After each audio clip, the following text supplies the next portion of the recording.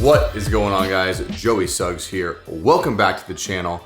Welcome to today's video. Today's video is going to be going over two things that I love dearly, two things very close to my heart, possibly the two best things I bought in 2020, and that is the Hidratespark 3 and Hidratespark Steel Smart Water Bottles. So like I said, I've been using these water bottles for quite some time now, and I'm gonna go over things I like, dislike, similarities, differences between them both. I'm gonna try and keep this short, sweet, to the point, really get down on the details that you care about. If you guys are excited for this, can you please do me a favor and hit that like button? The like button does help the video out, it helps my channel out, it helps the video get out to more people, so thank you for doing so. And if this is the first time you decided to click on one of my videos, hey, what's up? Would you like to subscribe? Would you like to be part of my community going forward? I think you would. So press that subscribe button down below, click the bell notification, you'll be notified whenever I post new videos.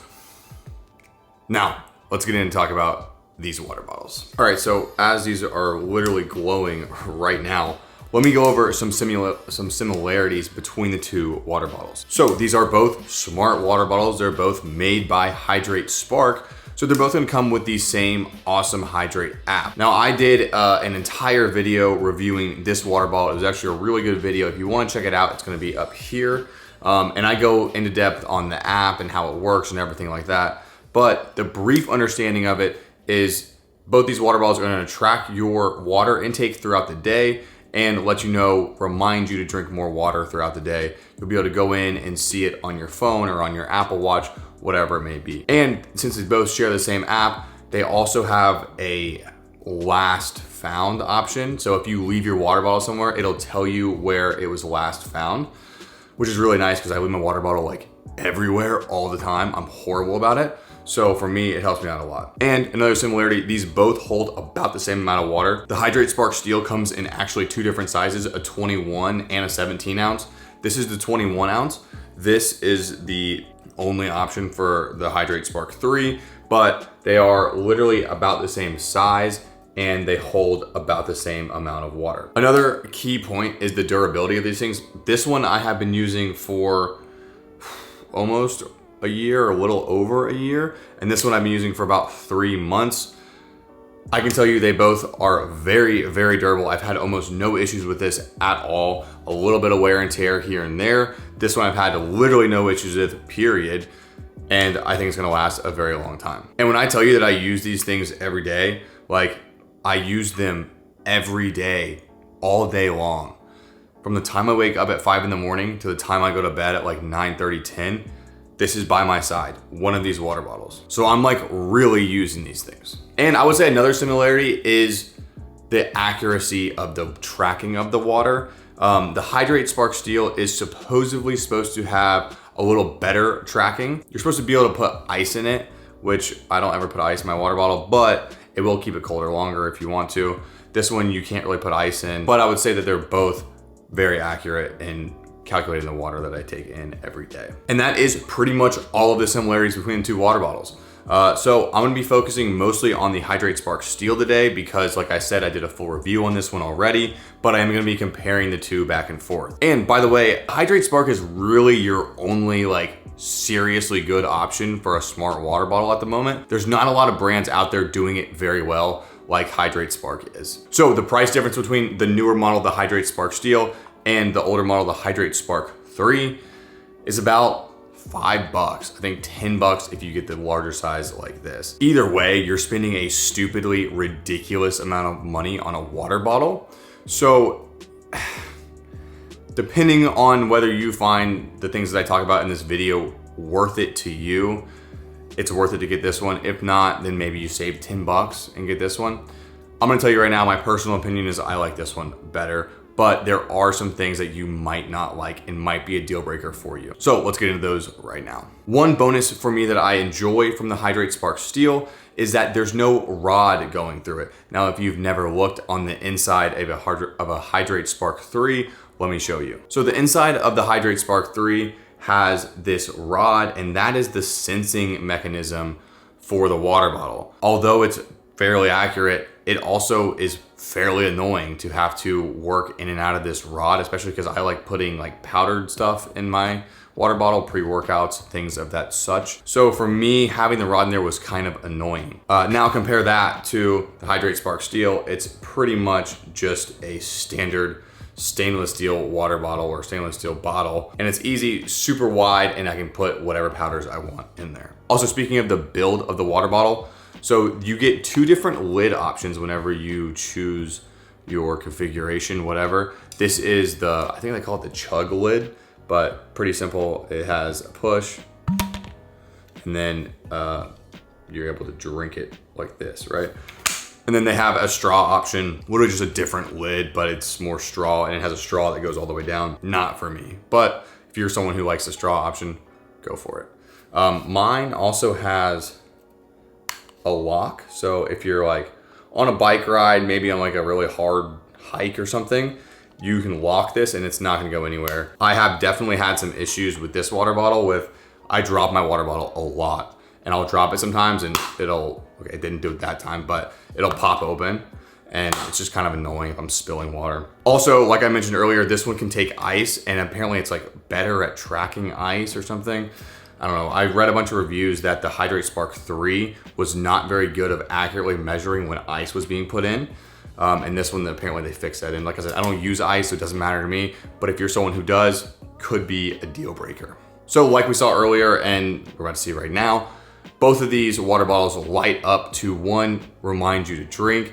And if you have the Hidratespark Steel, it'll actually light up every single time you take a drink to let you know that it registered the sip. The difference is that the Hidratespark Steel comes with a little puck, and that is your light source. So this is the sensing puck that sits at the bottom of the water bottle, and that is what provides the light.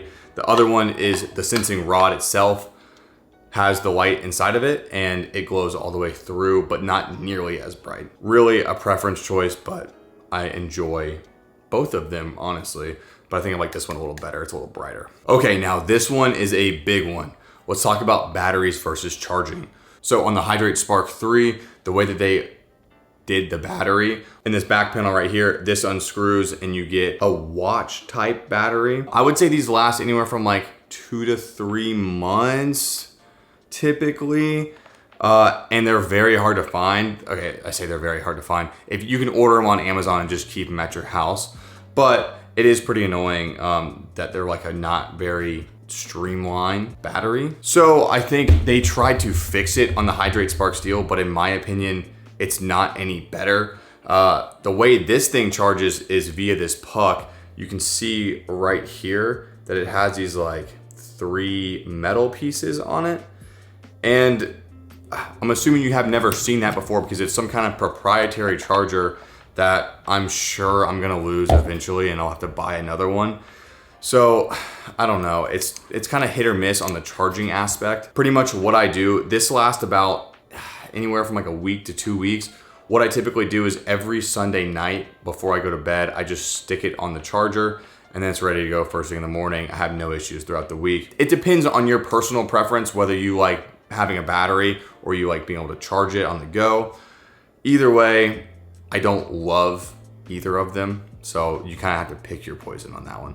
Okay, and sticking on the bottom of the bottle, the Hidratespark Steel, the way that it senses how much water you're drinking is through the puck in the bottom, obviously, but it sits not really flush with the bottle so that it can weigh it pretty much. And because of that, it has a little bit of wobble to it. And I actually emailed Hydrate support and was like, hey guys, is this normal? Should I be having this issue? Is this too bad? Is it gonna fall over pretty much? And they said, no, this is how it was designed. We made sure that it wouldn't fall over. It is a little wobbly, but it's nothing to worry about.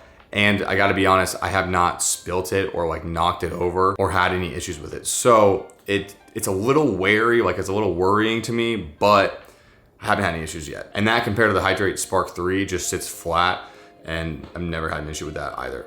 The one thing I really do like about the Steel is that you can customize the glow of the water bottle.